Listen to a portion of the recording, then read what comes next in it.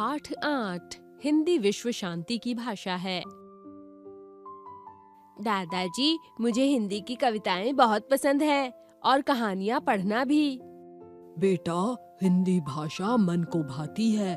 हम अपने मन की बात कहते हैं ना, इसलिए प्रिय है। मैंने अपनी पुस्तक की सभी कविताएं याद कर ली हैं। कविता वीणा वादिनी जो माँ सरस्वती के लिए लिखी है, मैं रोज पढ़ता हूँ।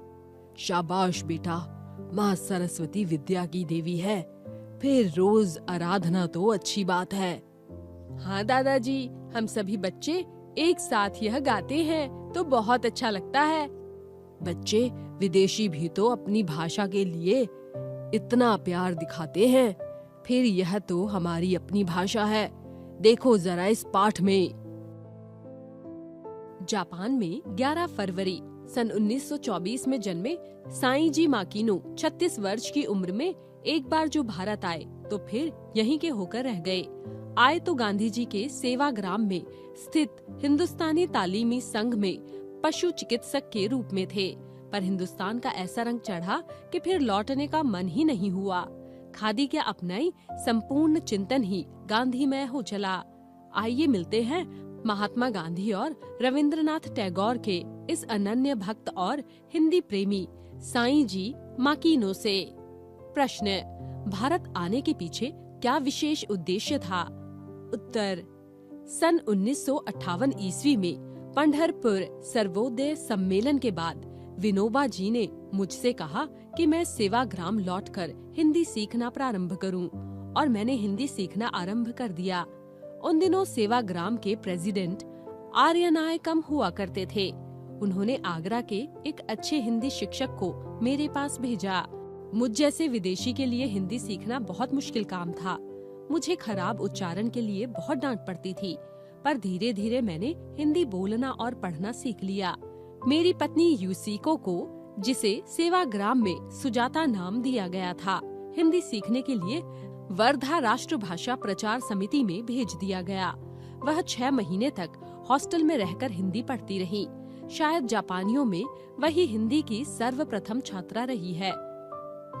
प्रश्न: सेवाग्राम में रहकर तो आप चरखा चलाना भी सीख गए होंगे। उत्तर: सेवाग्राम में गौशाला में इतना काम रहता था कि चरखे की तरफ ध्यान ही नहीं जाता था।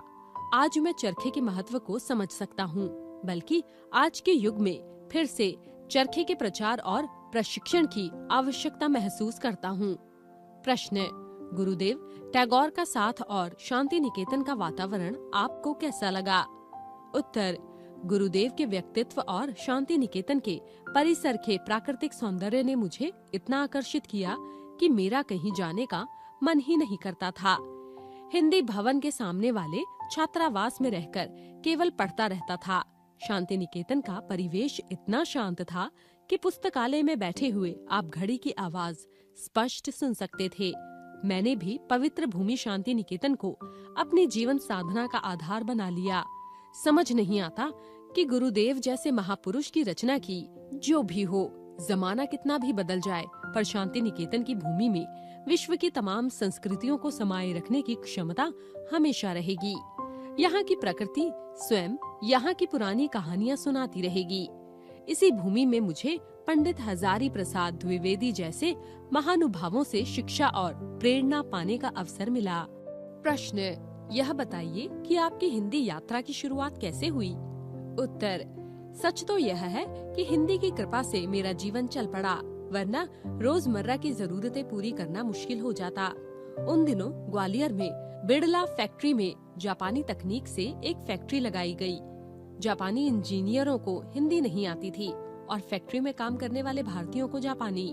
मुझे बुलाया गया और एक दुभाषीय के रूप में मैंने 400 रुपए महीने पर काम करना शुरू कर दिया।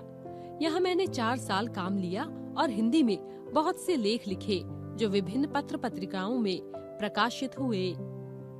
प्रश्न: क्या जापानी और हिंदी साहित्य में कोई समानता है? उत्तर: दोनों का लोक साहित्य लगभग समान है।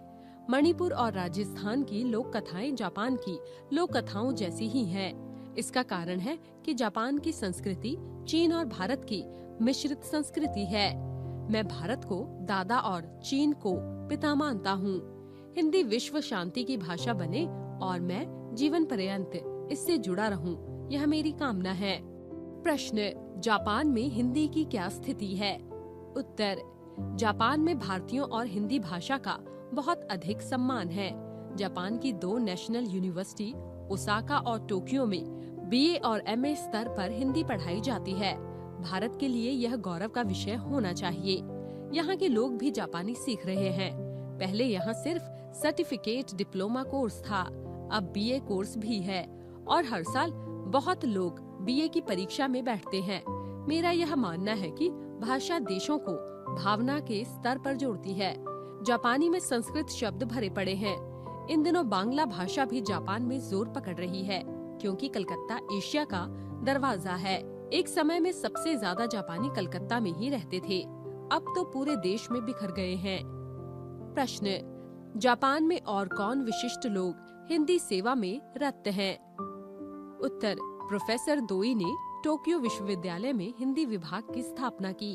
वे बहुत अच्छा काम कर रहे हैं। प्रोफेसर तोशी योतनाका ने भीष्म साहनी के तमस को जापानी में अनुवाद किया है। प्रोफेसर कोंगा ने जापानी हिंदी कोश की रचना की है। उन्होंने गांधी जी की आत्मकथा का जापानी में अनुवाद भी किया है। इसके लिए उन्होंने गुजराती भी सीखी। प्रोफेसर मोजो कामी हर साल हिंदी का एक नाटक तैयार करते हैं और उसका मंचन करने के लिए भारत आते हैं। प्रोफेसर सकाहा ने भी हिंदी साहित्य पर बहुत काम किया है। प्रश्न, आपने भी तो हिंदी की कुछ महत्वपूर्ण पुस्तकों का जापानी में अनुवाद किया है। उत्तर, हाँ, मुझे भगवती चरण वर्मा का उपन्यास चित्रलेखा बहुत पसंद आया, इसलिए मैंने उसका जापानी में अनुवाद किया। प्रश्न, इसके अलावा आपने और भी कई पुस्तकें लिखी हैं। उत्तर, टैगोर और गांधी, एक तुलनात्मक अध्ययन, जापानी आत्मा की खोज, भारत में 40 साल, पुनर्विचार और सिंहावलोकन जैसी कुछ पुस्तकें लिखी हैं। अभी तक पुस्तक की पांडुलिपि तैयार हुई है। भारतवर्ष में 45 साल मेरी हिंदी यात्रा। प्रश्न, आज की नई पीढ़ी पश्चिम सभ्यता के पीछे भाग रही है, आप उनसे क्या कहना चाहेंगे? उत्तर, नई पीढ़ी अपनी सभ्यता संस्कृति से दूर होती जा रही है। यह बड़े दुख की बात है। अपने देश को आगे बढ़ाने के लिए अपनी भाषा और संस्कृति ही काम आती है। प्रश्न, लिखने पढ़ने के अतिरिक्त आपके और कौन से शौक हैं? उत्तर, मुझे जापानी बगीचा लगाना बहुत अधिक पसंद है। जहाँ जाता हूँ फूल पत्ती और पेड़ों के साथ दोस्ती कर लेता हूँ। जगह जगह पेड़ लगाता हूँ। कुछ लोग जापानी फूल लगाने की कला भी सीखने आते हैं। प्रश्न, अंत में ऐसी कोई बात जो आप अपने पाठकों से कहना चाहेंगे? उत्तर, मुझे हमेशा इस बात का खेद रहता है कि जितना भारत का नमक खाया उतनी उसकी सेवा नहीं की। भारत बहुत बड़ा देश है, उसका दिल भी बहुत बड़ा है। दुनिया का कोई देश इसका मुकाबला नहीं कर सकता।